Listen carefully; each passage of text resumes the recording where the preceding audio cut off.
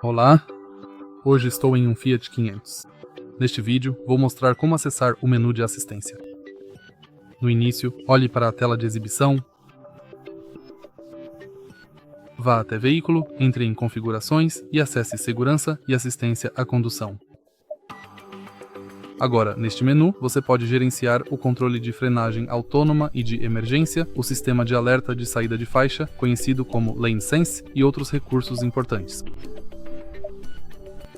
Reconhecimento de sinais de trânsito, aviso de reconhecimento de sinais de trânsito, assistente de estacionamento, volume do assistente de estacionamento dianteiro, volume do assistente de estacionamento traseiro, aviso de distância de visão, assistente de atenção e assistente de ponto cego.